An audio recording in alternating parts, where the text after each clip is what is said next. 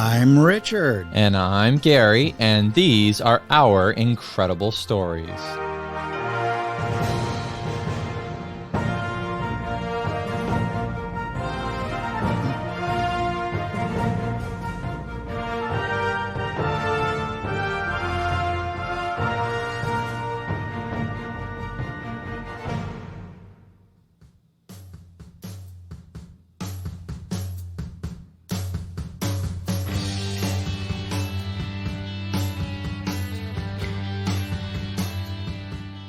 In January 1961, New York City was experiencing the coldest winter in 28 years. Folk singer Bob Dylan knew how cold it was. Wait, hold on one second. You're talking about Bob Dylan. Does this mean you knew Bob Dylan? Well, I wish it did, but it doesn't. I never did meet Bob Dylan, but of course I did spend a lot of time with Peter, Paul, and Mary, who, by the way, also arrived in New York City in January 1961 during this incredibly cold winter.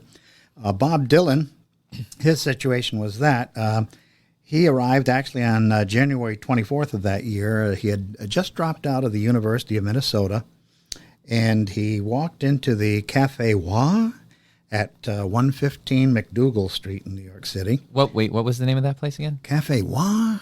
Cafe what? W-H-A question mark. Wa. Now, is that in the title? You have to have that emphasis when you... And nobody knows the restaurant unless you say it, Cafe what? Yeah. And who knows? I'm not sure if it's even there today. But incredibly, the other people who were playing there included Noel Paul Stuckey and Peter Yarrow of Peter, Paul, and Mary. Yes. And living nearby, after moving to New York from Kentucky, was Mary Travers. And she and Yarrow and Stuckey performed together as Peter, Paul, and Mary for the first time at a place called The Bitter End in 1961. Oh. Now, how does Bob Dylan feature into all of this? Well, I was going to ask that because you keep mentioning his name quite a bit. Yeah. I feel like you guys were roommates in college. Not quite. I lived in a New Jersey suburb at the time, and my high school friends and I would spend Sunday afternoons over in Greenwich Village, which is where the Cafe Wa is located, and the Bitter End. And we would go over and we would play chess with some of the residents who were out on the sidewalk outside of their residence. Okay. And it was back in a time when, strangers weren't worried about strangers, and, you engaged in a friendly game of chess with somebody just walking down the street and seeing them there with their chessboard. And so one of my high school friends was named Tom Lipitsky. He was a music student, very interested in music, and his dream was to go on to the Juilliard School of Music there in New York City. Oh, big school. Way, way big. And he had the only car that we had amongst us. It was a tiny little Volkswagen Bug. And so we would go over in his little tiny Volkswagen Bug. And I remember one day when it was pretty difficult to find a parking place there. So all four of us just got out of the Bug, picked up the car, and placed it in the parking space. Now, I can only imagine how it must have looked to most people, although it was probably not that strange to see four college students grabbing a corner of a Volkswagen Beetle and shuffling it over into a spot that was too small to parallel park in. Right. And, of course, we were high school students. Oh, high school. I'm sorry, high school students. Not college students. But anyways, I remember that incident very vividly. And so when we were preparing to do this podcast, I began thinking,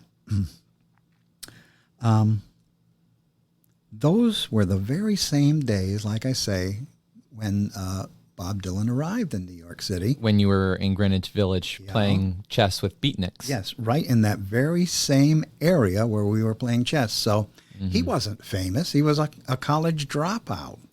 He wasn't famous at all. So he could easily, Gary, have been walking down the sidewalk at any time when we were playing chess with other people. He could have been one of the people playing chess. I was just going to say, you may have played chess Bob Dylan. With Bob Dylan. in a game of chess. Yeah. It's possible because, again, he was an unknown. He was a nobody. At that point. But he was right there in that area at that time. So it's always fun to think back and think what if or maybe. Oh, yeah. And so that's kind of how Bob Dylan featured into our podcast this evening. Okay, well, that's interesting. So in a roundabout way, is this a lead-in to talk about your connection with the other group that was mentioned a few minutes ago? Peter, Paul, and Mary, yes.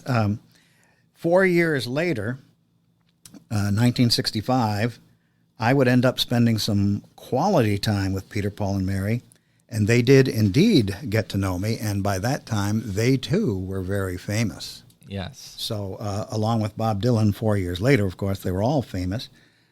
But it happened this way, Gary. I was a college student at the College of William and Mary in Williamsburg, Virginia, and I worked for the college radio station for a little bit. It was called WCWM. And here's what happened there. As a freshman, I said, how is it I could distinguish myself a little bit from all the rest of the people who are brand new on this campus? And so I said, let me see about working with the radio station, the college radio station. Everybody wanted to be a disc jockey, so I quickly realized that you had to be probably a junior maybe with having paid your dues before you could get on the air and be a disc jockey. Oh, sure. But they had an open position that nobody wanted, and it was called Director of Classical Music. And for the most part, WCWM did play classical music, and so I accepted it. And the funny thing is, I got a tiny little private office in the Phi Beta Kappa building there on the campus of William and Mary, and I had my own private office as a freshman student there at William and Mary as the Director of Classical Music. And what I did is I put together the different programs, what piece would be played on what program and what have you, looking at all the albums in the record library. And so I did that for about a year. And then I was able to move on to the commercial radio station in Williamsburg. It was called WBCI. And at that point, I became a disc jockey. Mm. And so in the spring of 1965, there was a college student who was promoting concerts there at the college. His name was Steve Kirkaroo. And in 1965, he brought in Peter, Paul, and Mary. Oh. And now the connection is clear. Well, sort of. Okay. He worked for WCWM, the college station. I was working for the commercial station in town. Right. Now, were you friends with Steve Kirkaroo? Yes, I knew Steve, and we got along very well. And so consequently, he was very gracious, and so he allowed me to be part of the backstage activities with Peter, Paul, and Mary. So I was able to record a number of clips of them, not only interviews with them, but promotions for my radio show. Hi, this is Peter, Paul, and Mary, and I'm on your show, And then I would play a record of theirs after they announced that, on tape. So they cut some promos for me, and I have these beautiful interviews. And the main thing that I really got out of it, though, was about a 3-hour, high-quality, one-on-one conversation with Mary Travers before the show. We spent a lot of time together. Yeah, but that wasn't... now, if I remember correctly, though, you had just a separate conversation with her because she was feeling a lot of stress from all the traveling and everything like that and just needed an ear to vent into, and you were gracious enough to lend her your ear and some of your time so that she could just vent some of her, frustrations. Yeah, and in the course of the conversation, she really just vented everything that was on her mind, and she had to do that because once she completely got rid of all of this conversation and these things that were weighing on her mind, then she was able to concentrate on her performance, and she went on and did a dynamite concert on stage, and you'd never know that anything other than the music was on her mind. But some of the things that we talked about, Gary, she told me that she was very, very paranoid about flying. Right, because this was 1965, and it was, maybe 10 years or 11 years ago, before that the Big Bopper and Richie Valens had perished in their fatal plane crash. Yeah, along with Buddy Holly. And it was less than 10 years. It was, maybe Was it the 7, 60s? They died in a plane crash in the late 50s. And so it was recent enough to where it was still something on our mind. It would be a concern of somebody who was doing the very same thing they did, flying from this place to that place, this venue to that venue, and performing. She couldn't help but see the similarities. Sure. So, if Buddy Holly, Richie Valens, and the Big Bopper, and all of those guys were, in their 20s, their lives were cut so short. Yeah, Richie Valens was even younger than his 20s. I think he was, 16? Yeah, 16 or 17 when he may have still been a teenager at the time. I know the Big Bopper, who sounded very, very mature. He was only 24. J.P. Richards was his real name. And so this was on her mind. Sure. And so she just had to talk about it. And so we talked about it at great length. And I don't know, she found me an interesting conversationalist, and we got along real well. And we went back and forth like you and I are going now. Sure. And she felt very relaxed to share these things. And another thing, and of course, my tape recorder wasn't going when we were doing this. Absolutely not. No. I mean, this was just private, this one-on-one. This was something very personal and something that she needed done. And I did not mind not having the tape recorder going. And so one of the things she did mention too was she was having a little bit of marital difficulty at the time. And that's especially natural when one of the partners is on the road all the time. Of course. And then you don't see them for long periods of time. That was causing a lot of stress in her life and her marriage. And so she was married at the time to a fellow named Barry Feinstein. Barry was a professional photographer in New York City, and he did all of the cover photos for their early albums. Mm-hmm. But anyhow, I'm not going to go into all the details of her marital difficulty either, but suffice it to say that she was happy to have somebody just to vent with. Sure. Somebody who seemed to be empathetic, sympathetic, and she chose me, and I was really thrilled and honored to be the one she chose to do this with. And like I say, after we were finished, and it ran for about 3 hours that we were talking, she just got on that stage and she just belted those songs out like you wouldn't believe. So I will always remember that. These are some of the fondest memories I have of my days back then. Now, we actually have the recording of the interview that was taken with all three members. Yes, and that interview I was able to use on my local radio show. Mm-hmm. And then years later, when I was a graduate student in Hattiesburg, Mississippi, I was studying at the University of Southern Mississippi as a graduate student. I entered that interview. I made a little special radio documentary and entered that interview in competition with the Mississippi Press Association and won an award. Oh, look at you with your gold star. So these interviews have seen some airtime back in the day, and now, drum roll, 55 years after this was recorded, you, our listeners, are going to hear the voices of Peter, Paul, and Mary, only 4 years after they first arrived on that bitter cold winter in 1961 in New York City. That's something. And we're going to hear you as a young man in your 20s. Ooh, let's see. All right, let's fire this up. Peter, Paul, and Mary, America's #1 folk singing group. Peter, we understand that you're the group's philosopher. Is this true? Each of us, you'll find it fairly articulate, but I'm put it this way: Paul's sense of humor it transcends his serious behavior in a sense, and I think Mary's femininity transcends her seriousness sometimes too. So I guess I'm the serious member of the group. The serious member of the group. How did you get started promoting? Did you start with college concerts? Yeah, well, I didn't get started promoting concerts, although I did run a folk song club which ran some concerts.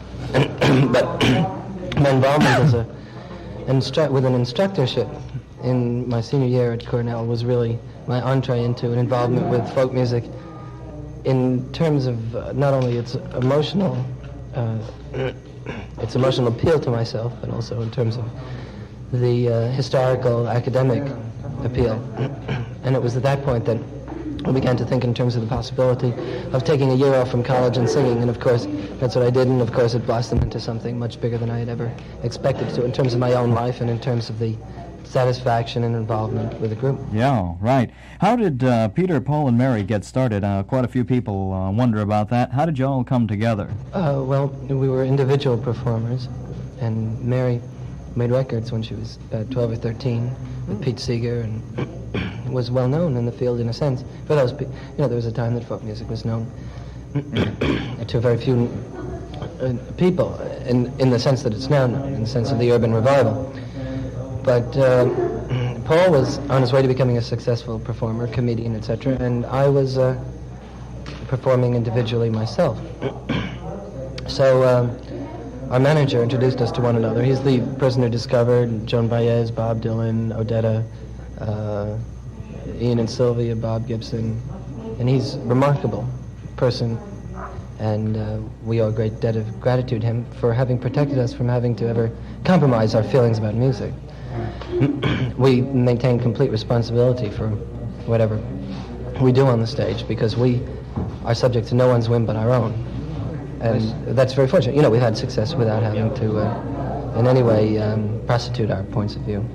As far as your music goes, you use quite a bit of Bob Dylan material, don't you? Yeah, that's true. But before Bobby was writing, we had released our first album, and that was the release of Hammer, and as a matter of fact, 2 albums, and then Blowing in the Wind came along. He's a remarkable writer. He's the best contemporary writer, in my opinion. There you have it, Peter, Paul, and Mary from 55 years ago.